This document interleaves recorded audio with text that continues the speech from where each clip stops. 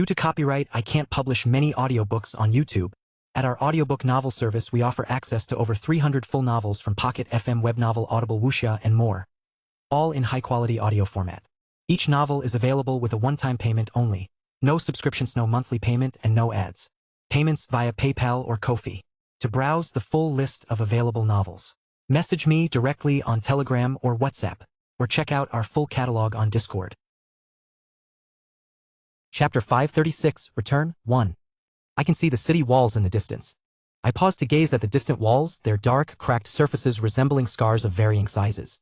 Beyond them, towering spires and buildings reached skyward, piercing the now blue sky above. It was a view that starkly contrasted with that of when I had first arrived at the Eastern Kasha. This is as far as I can go, human. Almighty's voice echoed in my ears, its roots stretching deep beneath the ground, sinking ever lower. I think you should be fine following me. Rightfully so, Almighty was cautious not to draw the attention of the household heads from the main families in the Kasha. It would lead to unwarranted misunderstandings.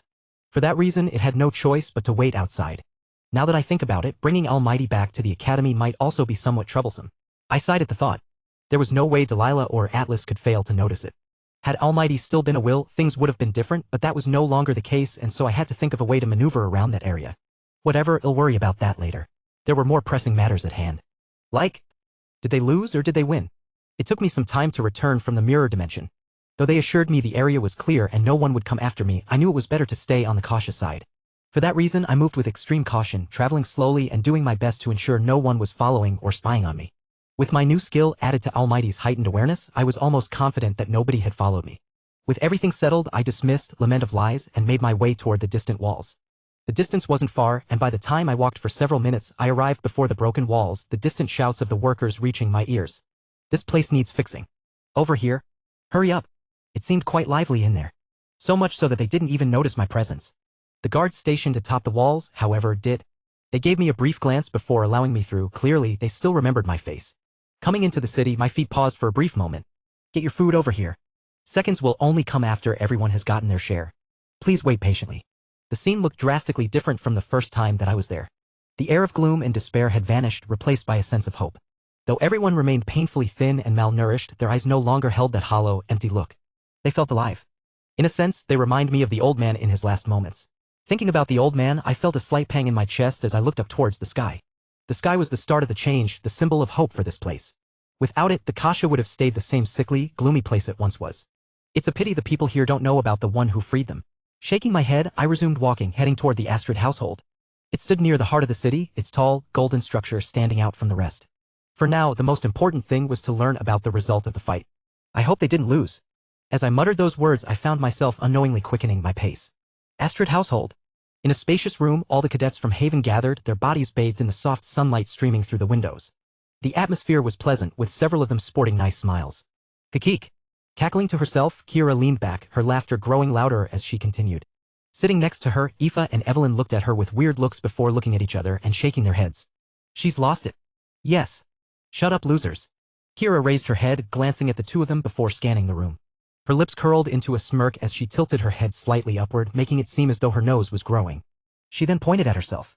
You twats should all call me the Messiah. Without me, you all wouldn't have won this entire thing. Yours truly is the one and only Savio, eh? You're getting way over your head. Aoife cut her off mid-sentence as she rolled her eyes. I get that you managed to beat the last member, but should I remind you how we all did the same thing? If it wasn't already obvious, they had managed to come out on top against the Kasha's finest talents. It was no easy conflict, with those from the Kasha being extremely strong. Unfortunately for them, there were several monsters in their team. Let alone Leon. Caius, Amel, and Kalian were freaks of nature, individuals so powerful that even those from the Kasha struggled to contend with them. This was especially so for Caius, who seemed to have gotten even stronger than before. The four of them managed to knock out their respective opponents, taking down the next ones as well before finally leaving, worn out from exhaustion.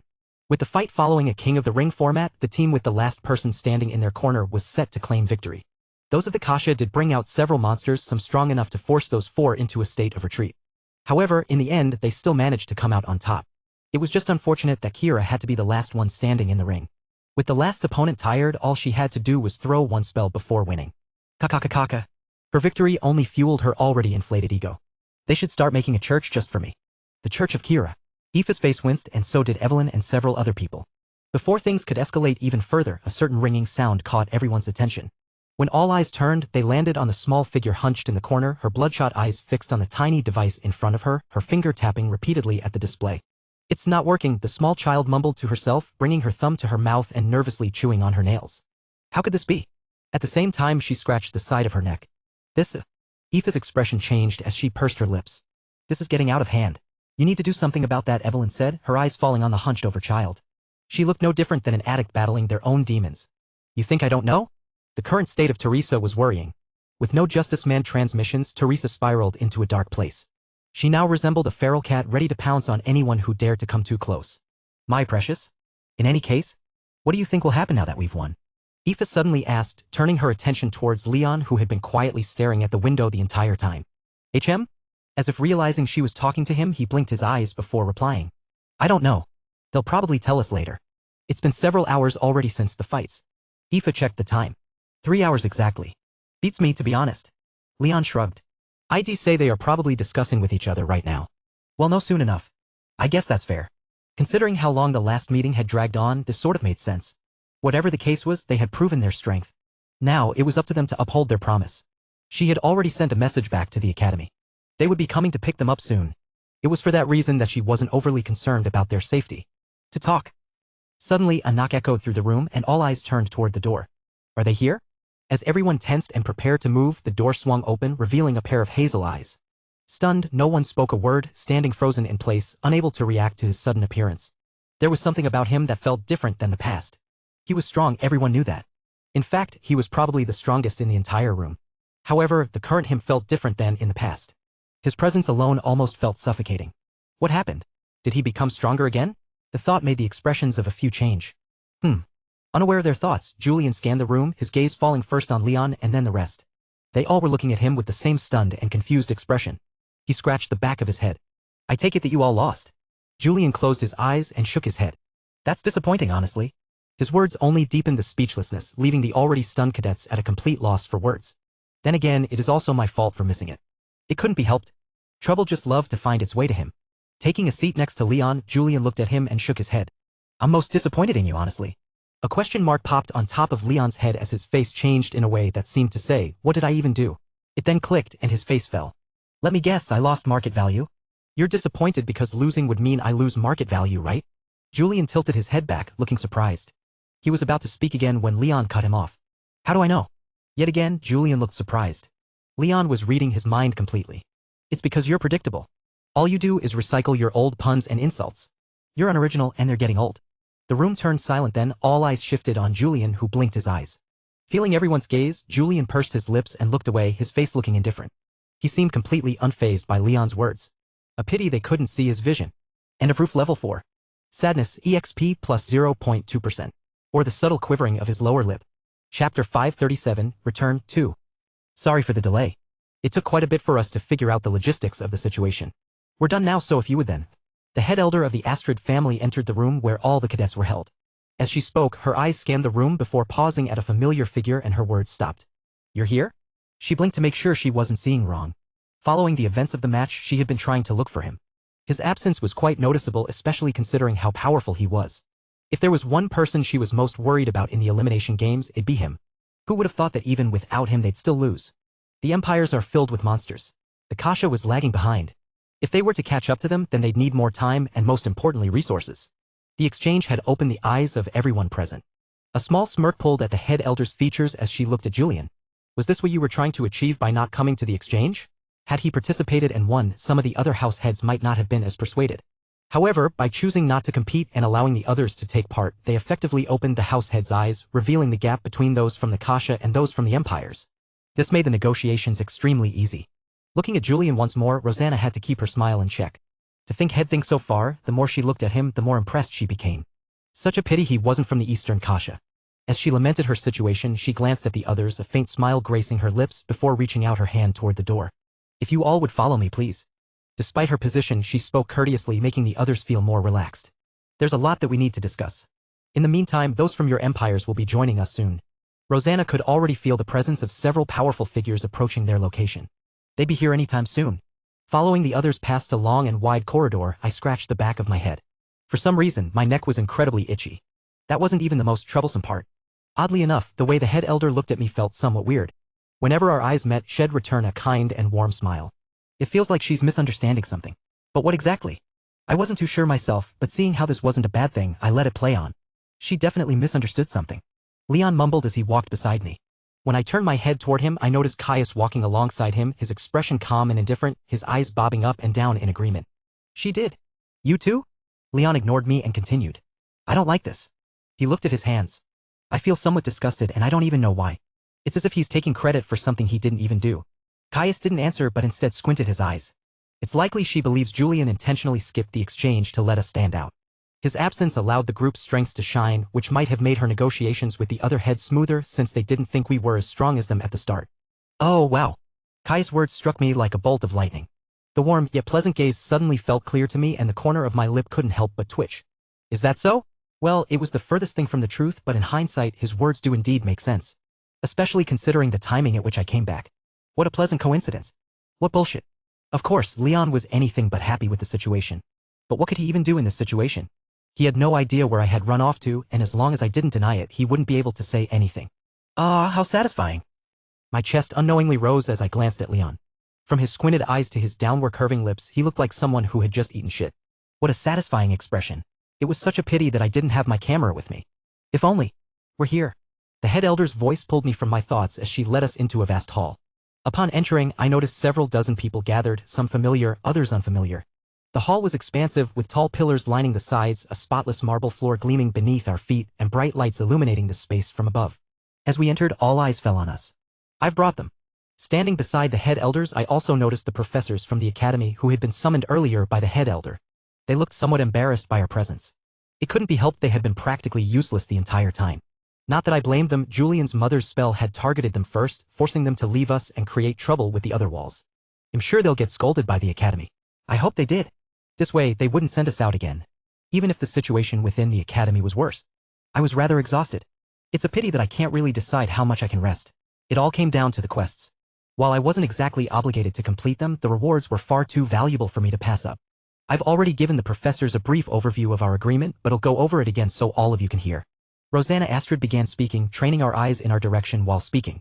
Given your role in helping us resolve many of our issues, the agreements will be extended to your houses individually. Eh? What did she just? Several of the cadets showed looks of surprise, unable to fully understand the situation. I was also confused, not fully grasping the situation. The only one who seemed to fully grasp the weight of the head elder's words was Aoife. Her eyes widened in surprise as she quietly mumbled, "No way." Given her shock, this was surely something big. I licked my lips in anticipation. I see that many of you are confused. What does it mean for our agreement to extend to your houses individually? She suddenly smiled. It means what it means.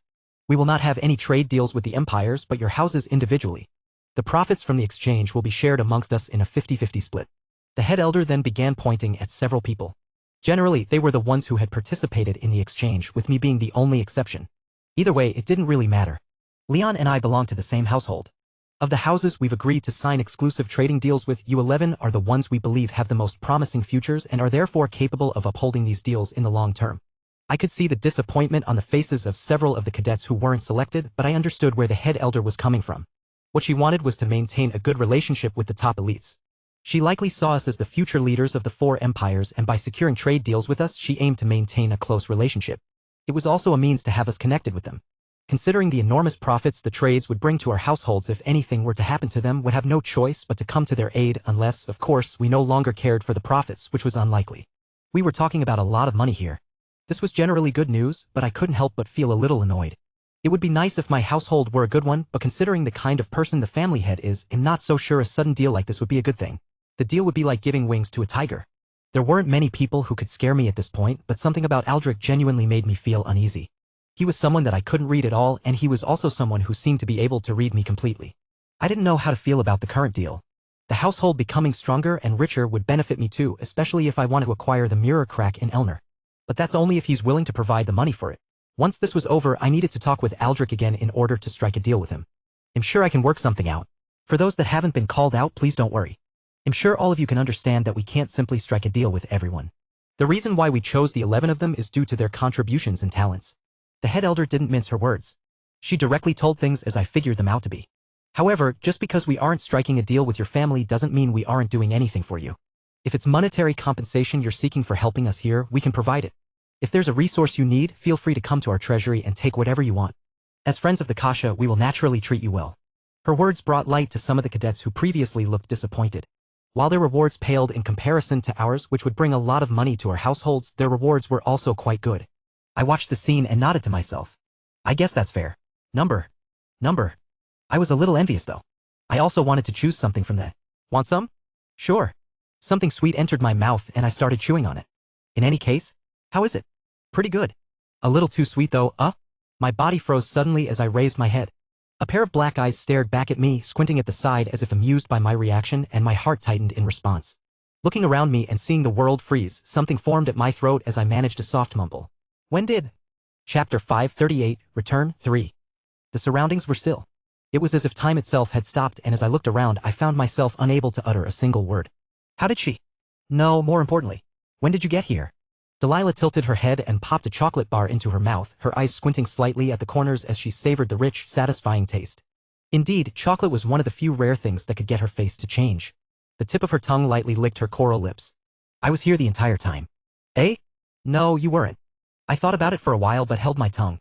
She probably meant she had been here since the start of the meeting. Did nobody notice you? Even if they tried, they wouldn't be able to. Right? I then looked around and stared at the people around me, frozen in place. I couldn't really grasp what was happening around me, but if there was one thing that I could tell, it was one thing. She's gotten stronger again. I had never seen the full extent of Delilah's strength in the past. I knew she was strong, but never to the extent. I could only make a few guesses based on the pressure that she gave out in her actions. This time, however, I clearly felt something different from her. She's exuding the same pressure the old man had just before he passed away. My mouth went dry and I licked my lips. A thought occurred to me and something pressed against the back of my throat. Don't tell me she's close to reaching the zenith. Could she really do it? What are you thinking so deeply about? I was you're too close. When I lifted my head to respond, I suddenly realized she was standing just a few inches away, her gaze fixed intently on my nose. My heart almost leaped out of my chest as I took a step back, but before I could even do so, a hand pressed against my shoulder. Stay. What? Why? What are you looking at? You. Eh? You. Once again, I licked my lips. My gaze dropped briefly, following Delilah's eyes as her lashes fluttered. Because of how close we were, I almost felt like they might brush against me if either of us moved. When I leaned back against one of the pillars, Delilah's head followed like a magnet. She just wouldn't look away from me, and as I found myself looking at her features, an undeniable tension coursed through me. She was undeniably beautiful, I knew that. And because I knew it, I also knew I had to walk away. Dangerous, she was too dangerous. Dangerous? What is? I pursed my lips. Did I say that out loud? I almost wanted to slap myself, but as I was about to answer, I suddenly noticed Delilah's lips curl into what looked like a smile. A teasing one. She knew. You've gotten stronger. Cutting me off, Delilah switched the conversation. Your rate of progress is very fast. Her words contained a hint of something, but I kept silent. I couldn't tell her that I had cheated with the quests. Besides, I was certain she was already accustomed to my progress being like this. At least, as far as I'm aware of. She just never really showed it. As a matter of fact, she never really showed much. In any case, did you stop time just to tell me that? That was a bit, how should I say, extra? No. Though Delilah said that, her gaze turned sideways. She seemed to be avoiding eye contact. Tilting my head, she tilted her head further. As expected, this really was the case. I had plenty of questions swirling in my mind at that moment, but it felt like pushing further probably wasn't the right thing to do. In the end, I just laughed. What? Why? It only seemed to confuse her, but all it did was make me laugh even more. Why? I can't believe they're willing to strike a deal with our houses. How much money do you think we're going to make? A lot, probably. Phew-uck. The meeting stretched on for several hours, with the house heads outlining the terms of the deal and how things would unfold from here on. Since none of us were in control of our families yet, we had to send our house representatives to negotiate on our behalf. Everything went smoothly, and most importantly, nobody seemed to have noticed Delilah at all. She had been standing there beside everyone the whole time, yet no one seemed to notice her at all. It was as if she was a ghost. Was this some sort of new skill of hers, or was it something she could have done since the start? If she really could have done this from the start, why in the world did she polymorph into a child so often? I silently clicked my tongue before tossing the issue to the back of my mind. There were more pressing matters at hand. Are you going to contact him? I'm thinking about it. You should. I know. So do it. You talk too much. Leon's constant nagging was starting to give me a headache. I understood where he was coming from, but the last thing I wanted to do was talk to the family head. He gave me the creeps. If you keep dragging this, then I might do it in your stead. Would you actually? I looked at Leon with a hopeful look. If he did it then. No. Ah. So he's also scared of the family head. Pussy. Leon raised his brow, looking at me in an expression that seemed to say, coming from you of all people. I ignored him and massaged my face. Fine. In the end, with no other option, I pulled out my communication device and tried to get in touch with Aldrich. The first thing I did was send him a message. One that went, if you aren't busy, call me. There's something I'd like to contact you for. I sat there, fiddling with the communication device in my hand for a minute after sending the message until it finally started vibrating. I stared at it with a complicated expression for a moment before finally answering. Inverness County. It was eerily quiet within Inverness County. With all major issues resolved, the county was experiencing unprecedented growth. Their progress was so remarkable that all the major noble houses were closely monitoring their development. If their growth had only been a result of recent events, none of the major houses would have paid much attention to them. But now things were different. Within the household there were two figures whose presence drew the attention of many. The twin stars of the Inverness household. With talents that could be considered the pinnacle of the four empires, all eyes were fixed on them. If nothing went wrong, there was a very real possibility that one of them would become the next monarch. No, not just one, perhaps there was even the possibility of both of them becoming monarchs. This wasn't something the other noble houses could take lightly. A monarch represented the pinnacle of power, standing at the top of the world. For there to be two such individuals, well, the implications were immense. That was why the Inverness household was under such close scrutiny. Many were going to great lengths to win their favor, offering various incentives and even proposing marriage alliances. Of course, for every house eager to form alliances, there were those who were less than welcoming. This was especially true for those who had past conflicts with the Inverness household or one of their allied houses, the Verlies household. As a result, finances began to tighten within the household. Many major forces imposed heavy tariffs on their goods or outright refused to trade with them. This put a heavy burden on their finances, especially at a time when they required a lot of capital in order to recover from the recent war the household had sustained. The lack of capital wasn't something that could be easily fixed, forcing Aldrich to rack his brain for a solution for a long time. He had all sorts of different ways to solve the capital problem, but all these problems would require time, which they lacked. The situation was grim. Or at least, that was how it was supposed to be at first. It was then that he received a strange message from his son. Pardon? The corner of Aldrich's mouth twitched ever so slightly as he overheard Julian's words. He had to do a double take on the news he had just received, struggling to fully grasp the situation. The Eastern Kasha wishes to cooperate with our household. They're offering us trade rights to several exclusive products from their territory. Upon hearing the news again, Aldrich remained quiet for a few seconds in order to absorb the information. The Eastern Kasha. What did it mean to gain exclusive trading rights with them? Aldrich's mind went into overdrive, a flurry of different products flashing before his eyes as he considered the possibilities. From shadow stones to mana gems, the Eastern Kasha had an array of products that could be sold for enormous profits. If what Julian said was true, this could be a massive opportunity for the household. If they played their cards right, they could solve all their financial issues and then some. Aldrich's mind was quick to calculate everything, and his face eventually cooled. They wish for us to send a representative from our side in order to. Who else has been given such a deal? Yes? Confused, Julian stopped. After a short while, he answered.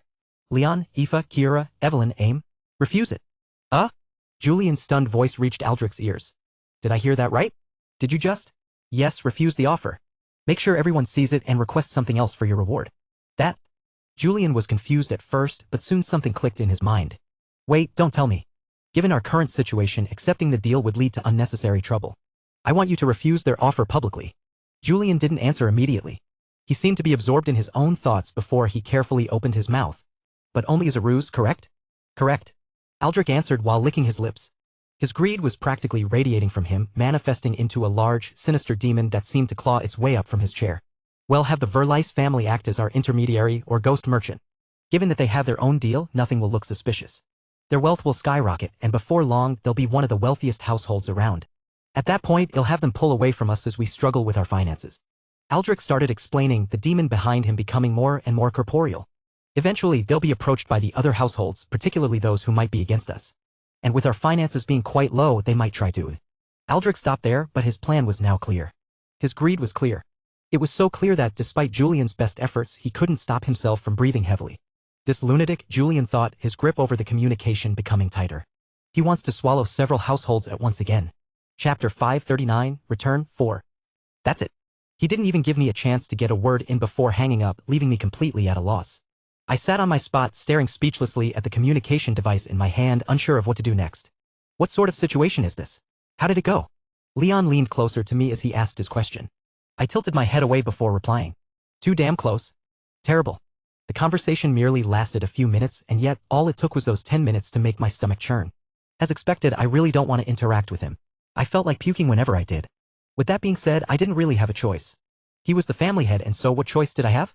And in my own twisted way, I also found myself wanting to learn from him. How was he able to think so far with just bits and pieces of information? How was he always so cool-headed? Was it merely a disguise like the one I put on, or was he truly just naturally cool-headed? There were a lot of things that I could learn from him. It was just that. I can't stand being in a room with him for longer than 10 minutes. Any longer than that and I feel like puking. I internally sighed to myself before shifting my attention towards Leon, who had been patiently waiting for me to continue. Judging from his grim expression, he also felt the same way as me. He wants me to refuse the offer. Oh, just refusing? Eh? At first, Leon looked relieved, but as my words began to sink in, his eyes started to widen. What did you just say? He wants to refuse. What? Why? Just a name. Considering the current state of the family, a deal like this would shatter the fragile balance we've managed to maintain with the other houses watching us like hawks. As if piecing it all together, Leon's eyes widened further. Slowly, he began filling in the words I hadn't yet said. Accepting the offer would force those houses to immediately take action against our house. Exactly. If the deal went through and the Ivinus household was left unchecked, it would undoubtedly grow into a powerhouse that only the royal family and the duchies could rival. They'd have no choice but to attack us unless they don't want to be suppressed in the future. Everyone knew what sort of character Aldrich Ivinus was. At least, they had become clear of it after the most recent war. He was an extremely greedy person who spared nothing to expand his territory. Leon's face suddenly grew serious. Eventually, with his brows furrowing tightly, he opened his mouth to speak. I'm starting to understand why he asked you to refuse, but this doesn't sound like something the family head would. Like I said in name. I cut Leon off, glancing around to ensure no one was eavesdropping on our conversation. Although we were already speaking in low tones, I took an extra precaution and activated Lament of Lies to mask our voices, making our discussion sound like an ordinary one to anyone nearby. An amazing perk of the new skill. There's no way the family head we both know would actually want us to pass up such a lucrative deal. He just wants us to pretend to refuse the offer and, instead, negotiate for personal rewards. Leon's expression shifted abruptly as he began to grasp the family head's true intentions. Judging by the way he suddenly closed his eyes and leaned back, it was clear he wasn't exactly thrilled with the arrangement. Couldn't really blame him, I wasn't too. On the surface, he wants to make us appear like selfish brats who care only about our personal glory, completely indifferent to the struggles of our household, especially with the aftermath of the recent war putting such a heavy financial strain on us. Leon's upper brow twitched as I spoke. No matter how understanding he was, being told that people would view us as selfish brats never felt good. In reality, he wants the deal to remain secret. With the Verlice family, one of the families selected by the Kasha for trade, the family head plans to have them take our share of the tradable goods and handle the transactions for us, secretly paying us the profits from the trade. Of course, the only ones who would know of this were our family and the Verlice family. On the outside, our family will appear to be struggling because of our choices, while the Verlice family will experience unprecedented growth from the trade deal. With a stronger foundation than ours, they'll be able to expand without facing much difficulty. Their growth would likely attract a lot of attention, drawing focus away from the Ivinus household and allowing it to grow in secret. Gradually, as the Verlice family grows and ours starts to decline, a wedge will appear between us.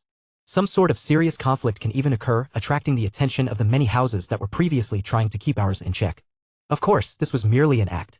When everything is set in stone, they'll eventually realize it was all a ruse, but by then they'll be caught off guard and attacked by both the Verlice and our household. In short, the family head was planning on swallowing even more territories. By that point, the growth of the Ivinus household would have reached a terrifying level, so much so that I feared it might even surpass that of the duchies, inevitably drawing the attention of the royal family. Considering their tyrant rule of the empire, I was sure the royal family wouldn't leave the Ivinus household alone. There had to be a limit to someone's greed. Who? Leon took a deep breath beside me, his expression tense. He seemed completely at a loss for words, unsure of how to process the news. When he did speak, he directly asked, "What are you planning on doing? Are you going through with the plan?" I'm not sure. There was quite a lot I could gain from this. If I followed the family head's instructions, I was certain he'd provide me with the funds needed to bid for the mirror crack near Elner when the time came. There was still time until then, and the money was necessary. My financial capital was closely tied to the households. Following his words would certainly bring me a lot of benefits, but at the same time I was worried. I was worried about the future consequences that my actions would bring. I thought Leon was the same, but contrary to my expectations, Leon appeared to be on board with the plan. "I think we should do it." "Ah?" I blinked my eyes in confusion. Did he just? If my guess is correct, this plan could take quite a while to come to fruition, anywhere from 3 to 7 years. Yes, but in that time, we can probably grow by a lot. Leon's words made me pause and think. 3 to 7 years? By then, I would certainly be much stronger. Especially if the quests remained consistent. Still, I wasn't sure how much I would grow. The higher one climbed, the steeper the path became. Each tier had a barrier one had to surpass in order to reach the next tier, with people being stuck in the same tier for a very long time. An example was the 5th tier. There were countless cases of individuals getting stuck in the fourth tier, spending years just to develop their domain. Not everyone was like Delilah, who seemed to break through each tier without getting stuck for a very long time. It wasn't Delilah's rate of growth that made her so feared. No, while her growth was impressive, it wasn't what truly set her apart from the others. What made her stand out was her lack of setbacks during her path to the top. If I continue to grow at the rate that I'm growing, perhaps in 7 years I won't be too far off from reaching the Monarch rank. Delilah was 27 when she reached the Monarch rank. I paled in comparison to her when it came to raw talent, but I had the quests. Not only that, but I could probably grow even further if I killed monsters, which was why the mirror crack was so important to me. If push came to shove, it wasn't entirely impossible for me to reach her level by then. And once I reached the Monarch rank, there would be very few things that could truly scare me. It's as Leon said, by the time the situation reaches a boiling point, we might have enough strength to not care about it. In the meantime, we can reap the benefits of the deal to help us become stronger. Whew. I let out a long and exhausted breath, feeling my body sink into the chair. Lifting my head to look around me, I saw everyone discussing with one another, their expressions somewhat happy. This was a big deal for quite a few. I could see some talking to the head elder, trying to talk terms with her as she smiled and answered all of the questions. I glanced at Leon beside me and he nodded in acknowledgement. I returned the gesture with a nod of my own. All right, they'll do it. I stood up and walked in the direction of the head elder.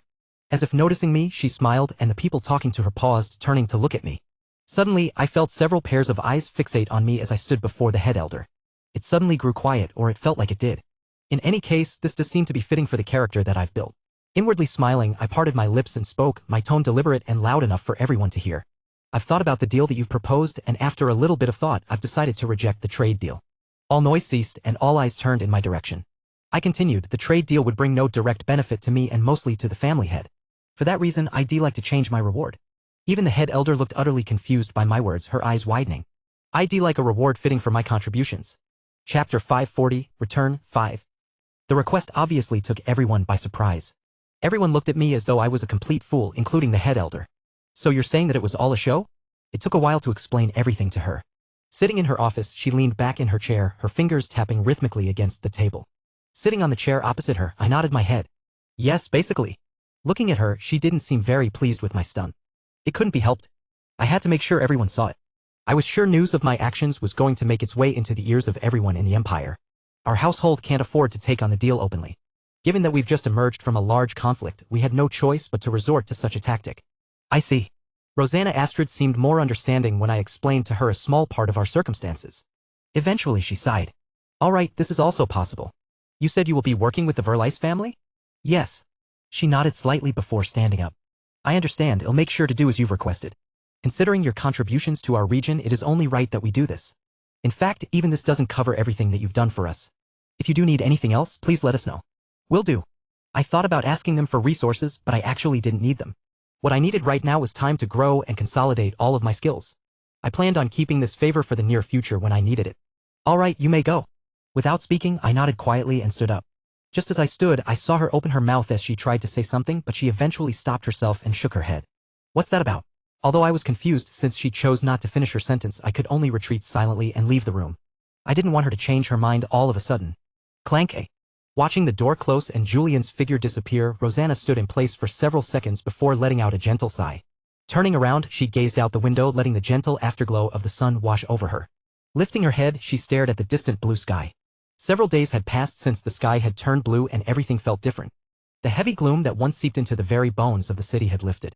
In its place, an air of hope blanketed the streets and its people. From the smiles to the looks, everything about the people had changed. It's a nice parting gift. She gently pressed her hand against the glass window. Staring towards the sky, her lips gently pulled upwards as she thought of a certain figure. She, like most of the other elders, understood the kind of cage the former head had been forced to live in. They had been told all about it from the master of the former head. They knew he didn't have much time, and they've witnessed his rapid aging with time. And yet, they could do nothing about it. He was the sole reason the Astrid family could live at the top of the other households. In their own selfish way, they were the reason for his suffering. To talk. A gentle knock suddenly echoed through the room, prompting Rosanna to turn her head. Come in. A figure with long, wavy brown hair and delicate features stepped in shortly after her words faded, carrying a small box in her hand. It was none other than Cora, one of the 7 spears of the Astrid family. Noticing the box immediately, Rosanna raised her brow. That is? I am not too sure, head elder. She placed the box on the table while taking a peek at the window behind the head elder. I chanced upon it right before coming here. It was given to me by Julian, who told me to pass it to you, saying something about forgetting to return it. This? Rosanna glanced at the box on the table. She felt that the box was vaguely familiar, but she couldn't quite place where she had seen it before. Is there anything else? No. Cora shook her head. I wasn't planning on disturbing you. I only came in here to hand in the box. Then you may go. Understood. Bowing once, Cora quietly left the room, leaving the head elder alone with her thoughts. As a strange silence filled the room, Rosanna glanced at the box on the desk before pressing on it. Duh. A note suddenly played. Duh, duh. One note followed by another and then another, slowly coming together to form a familiar tune. Overhearing the tune, Rosanna froze in place before. Duh, duh, duh, eh. Bursting into a bright smile. Is everyone present? We will be leaving shortly. Announcing our departure was none other than Delilah. Finally deciding to show up, she startled those from the Kasha, but once they realized she was with us, they greeted her warmly. Given the fact that she's here, I presume that the situation within the academy has calmed down? Now that I thought about it, what could have caused such a phenomenon to occur? Was it just naturally occurring, or was it artificial? A part of me hoped for the former to be true, but deep down, I knew that wasn't the case. This was certainly a man-made event.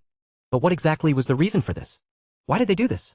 If there's anything that you want to do before leaving, do it now. You have approximately 1 hour left.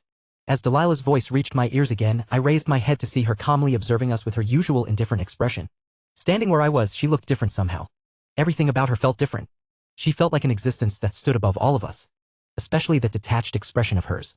She really didn't feel like the Delilah I knew. Of course, I knew this was merely a front. She's probably thinking about chocolate deep down. I reached for my pocket where I felt a chocolate bar and slowly pulled it out. Flick. As if her head were a magnet, her gaze flicked in my direction. I stood calmly while opening the wrapper. Her face showed signs of change, but she just managed to keep herself composed. Barely. I took a bite of the chocolate. So damn sweet. I hated it. But I didn't dislike the repercussions of my actions. With a subtle tremble in her expression, barely perceptible to those around us, Delilah's eyes narrowed. I felt my body freeze at the sight of her eyes, almost as though invisible dark hands were reaching out for me from beneath me, trying to grasp me and pull me down into an endless abyss of despair. How scary. I took another bite. Delilah's face showed even more cracks. Lately, I felt like she had been teasing me a little bit too much. I took another bite. It was my third bite, and looking at the bar, I was surprised to see that it was almost fully eaten. I'm such a pig. I brought the chocolate bar next to my mouth again. Or at least tried to. Why? A certain voice reached my ears. The feeling came from right in front of me, and when I looked up, I found a pair of black eyes staring deeply into mine. Oh, it's you. I nodded before bringing the bar close to my mouth. But just as the bar was about to reach my lips, a hand clamped against my forearm. Why? I licked my lips and looked around me. As expected, time was frozen again. What a broken ability. Surely there had to be some sort of limit. Why what? You this? Delilah alternated her gaze between the chocolate bar and me. I frowned and pretended to be in deep thought before coming to an understanding. Ah, so you want it too? Yes. Delilah nodded her head, her face stern while her eyes seemed to scream, give it. I see, how silly of me. Yes, so give? All right, just let me go. It was only then that Delilah let go of my hand. Just as she was about to open her mouth to speak again, I hastily shoved the chocolate bar into my mouth, much to her utter shock and dismay. You. Delilah took a step back, her face pale. Holding on to her chest, her lips quivered as she looked at me. From her expression, it almost felt like I had just committed an unforgivable crime, like I had killed her entire family. I didn't care and just savored the taste. Tastes like shit. But the spectacle before me made the taste worth it. Ah, this. Biting her lips, Delilah leaned against one of the pillars. Right now, she was the embodiment of despair, as if the closest person to her had betrayed her, driving a knife deep into her back. It was a good thing that time had stopped, otherwise everyone would have looked at the scene in utter shock. Was this the same chancellor who looked so imposing and mighty moments prior? Kaka oops. I covered my mouth when I noticed that I was suddenly about to laugh like Kira. This isn't good. She's already corrupted Aoife and Evelyn. I can't let her behavior corrupt me as well. It was right when I thought about Kira when I found myself looking at her. A thought suddenly occurred to me. Right, shouldn't I ask her about the mirror? If there was ever a time to ask, it was now. Before, I had hesitated to bring it up while we were in the Empire. If what she possessed was a relic similar to the sword I had, I feared it might draw the attention of Cithras. However, things were different now. If she pulled the relic here, would Cithras notice? Maybe. But by the time he arrived, we could very well have left the place. Of course, that's granted the fact that she has it. I also needed to find a way to approach her with regard to the topic. I thought about telling her about my situation with the other Julian, or more like, a parasitic entity trying to devour me from within. However, what I struggled to answer was how I knew she had the mirror. I didn't want her to be suspicious about the fact that I was from the inverted sky. That'll be challenging, but I think I can. I felt a cool touch beneath my jaw, gently pulling my head away from Kira and toward a pair of deep black eyes that bore into me with an unsettling intensity. Stop looking. A cold voice followed. Eh? You've already betrayed me once. I can't forgive too. I blinked my eyes for a brief moment, processing her words. Then, If you want access to fast updates or the full novel in high-quality audio, contact me now and buy. I offer over 300 complete audiobooks from Pocket FM, Webnovel, Audible, and more. No locked episodes, no subscriptions, just one-time payment via PayPal or Ko-fi. Message me directly on Telegram or WhatsApp, or check out the full list of available novels on Discord. Start listening to your next favorite audiobook today.